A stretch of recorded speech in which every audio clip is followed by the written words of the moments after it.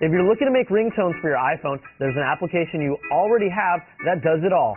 I'm Brian Tong with CNET.com, and in today's Insider Secret, we'll show you how to use iTunes and iTunes only to create your own ringtones.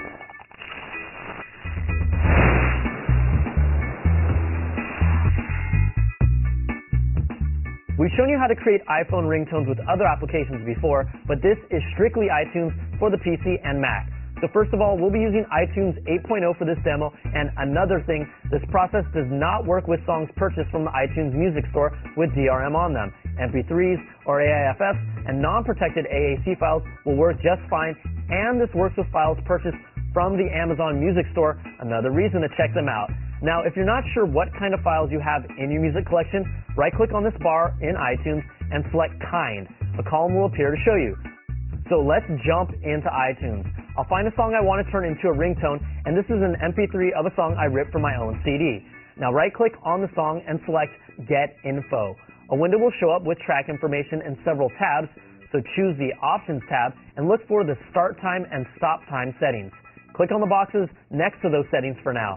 I already know where in the song I want this ringtone to start, so I'll put in the time of 1 minute and 13 seconds, and I'll end it 15 seconds after that at 1:28. Now hit the OK button to save those changes. Now we'll go to Advanced in the menu bar, scroll down and click on Create AAC Version. You should see a track in your iTunes with the same file name as the original. The time of the track should only be 15 seconds and it should be an AAC file. We're halfway there now, so stick with us, people. Oh, and a quick note, you'll also want to go back to the original song file and uncheck the start and stop time so that it plays normally in the future. Now drag and drop the 15-second track we just created in iTunes and it will copy onto your desktop. You should see the file, and we're going to change the extension name from M4A to M4R. You'll be asked to confirm the changes and we'll use M4R. Now on Windows Vista, you'll need to go to your control panels, then choose Appearance and Personalization, select the folder options, and in the View tab, make sure you have unchecked the box to hide extensions for known file types. That will allow you to see and change the file type as well. Okay, back to the action. Before you bring this ringtone into iTunes, you'll have to delete the 15-second version that we initially created.